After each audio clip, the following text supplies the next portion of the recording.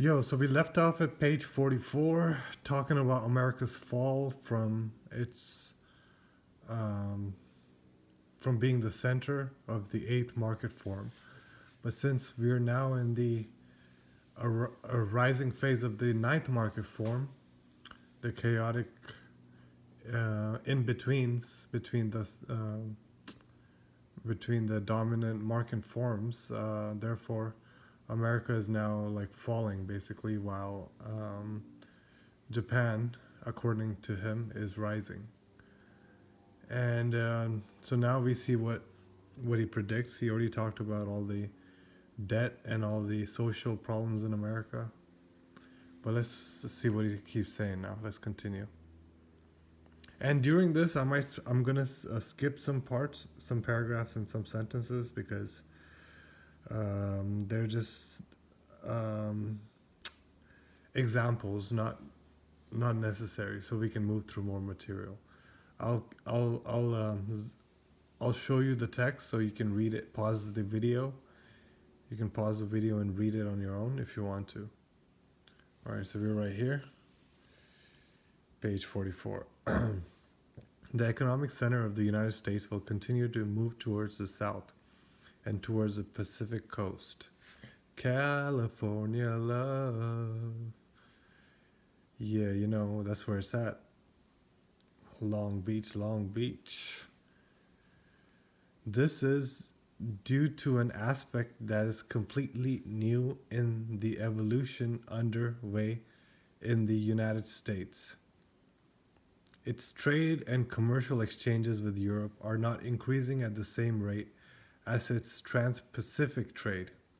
Already, the trade in the Pacific is more than half the transatlantic trade.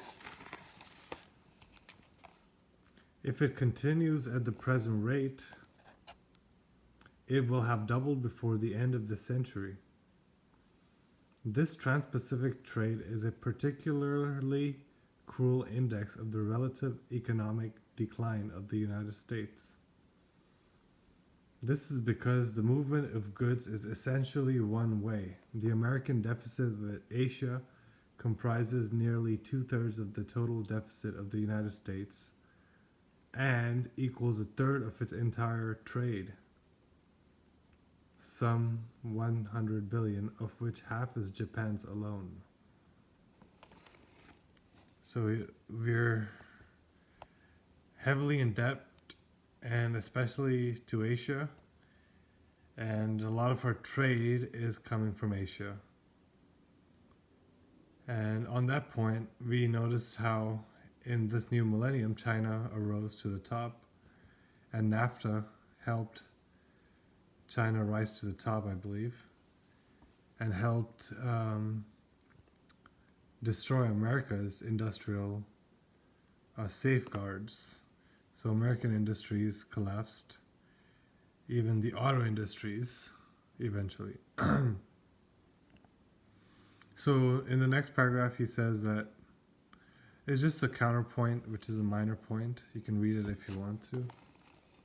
Hopefully you can see it all. If not, let me just put the whole page up. And the next page.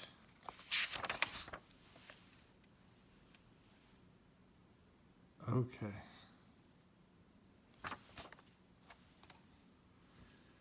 So then he goes on to say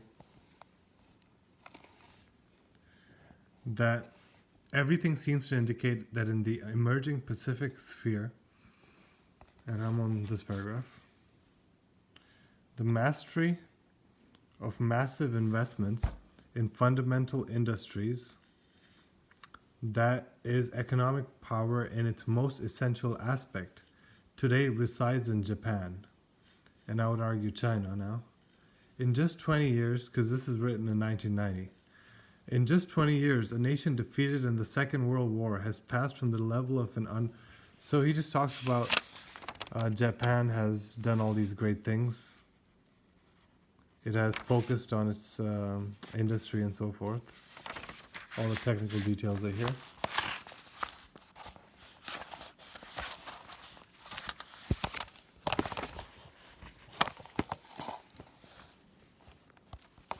So,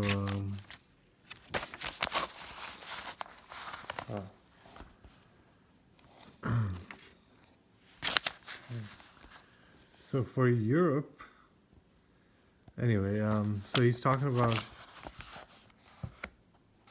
consumer goods, and they make a lot of goods, basically Japanese firms, and consumer gadgets,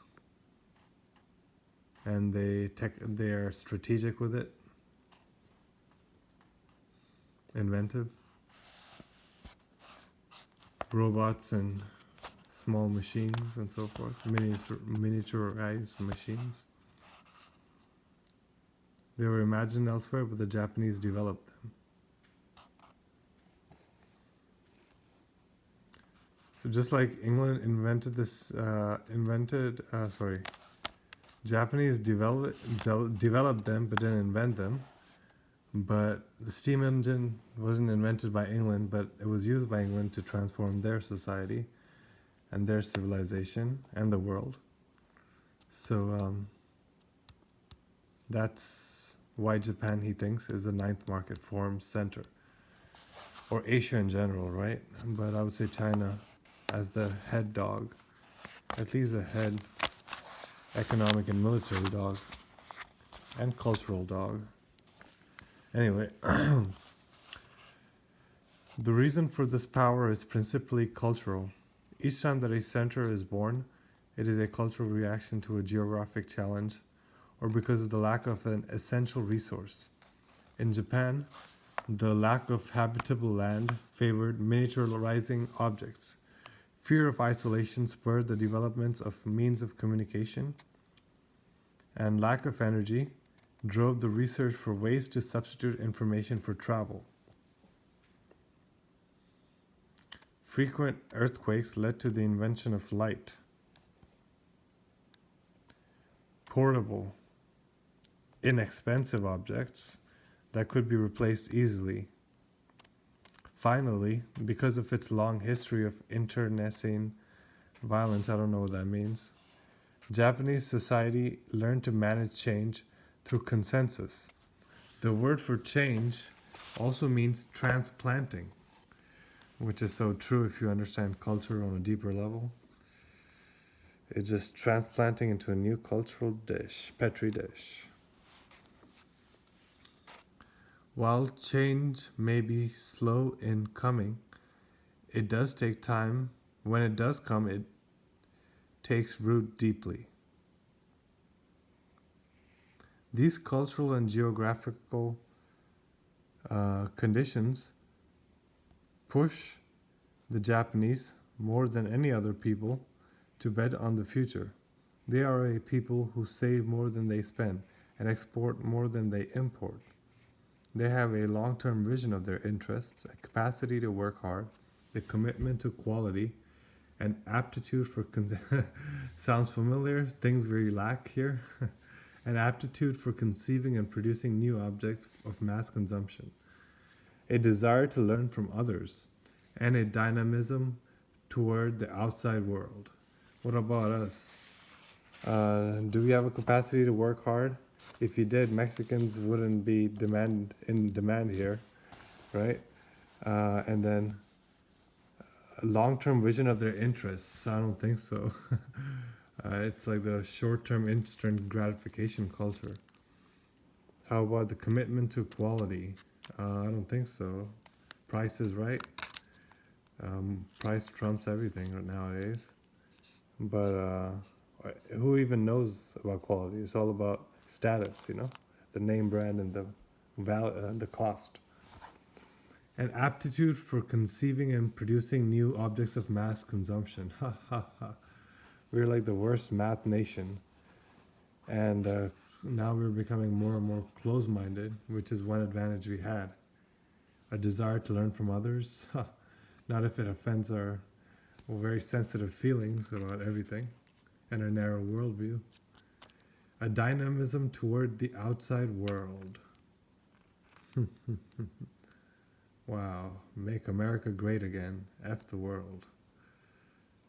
All right, so without any overt declaration, Japan has become the dominant pole of the Pacific Sphere, a sphere that increasingly embraces the United States. Little by little, Japan has taken control of the surrounding markets and industrial and communications networks. Tokyo's industrial investments in the Asian Pacific Rim have grown by a third each year. Japan now controls more than a third of the commercial networks and almost half of the distribution of today's commercial goods. In these rapidly growing countries, Japanese industries find large markets that accelerate their own growth. So, the Asian Pacific Rim, the big dog, recently in the last couple decades, been on the news a lot, has its own regional council of international relations, and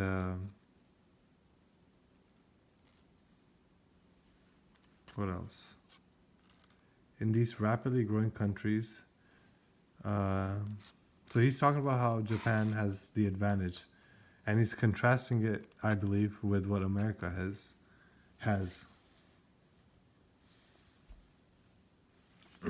because that's what progress and decline means. It's a mindset.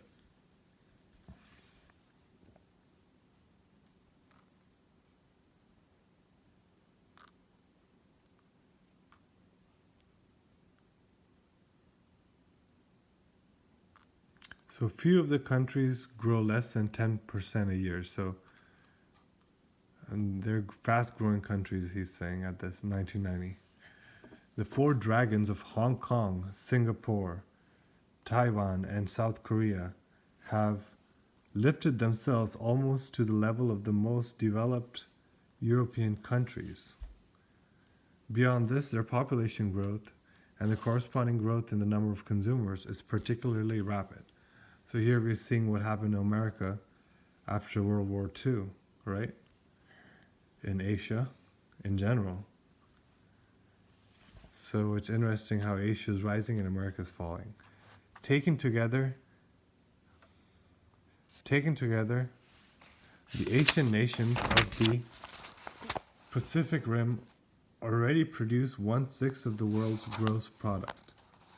By the turn of the century, their gross product will equal that of the European community or of the United States. Trade amongst themselves already constitutes 1/10 of world trade and considerably more of trans-Pacific commerce. The growth of this trade is so rapid that in 10 years, half of the world trade will occur in the Pacific Rim. Already, 6 of the world's largest ports are located on the Asian side of the Pacific.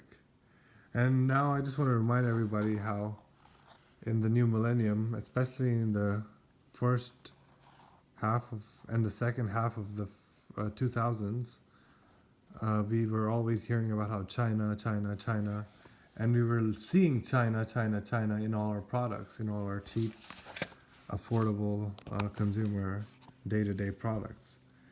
So what he has stated has come true. Only thing is he didn't realize that Japan couldn't be the military top dog, or didn't want to be the military top dog. So China took that role, and its culture was more suitable to be the center too. He did talk earlier about how Japan's culture, he's not sure would be the having the right social values for the internationalism of this global, plural, liberalistic, consumeristic society. So anyway, this is page 48. I'm going to leave off here. He just continues talking about how Japan is looking good in many different areas. The trade, and it does also start saying that it does have a handicap of distance, So its trade will be less efficient because of the fact that it's geographically isolated.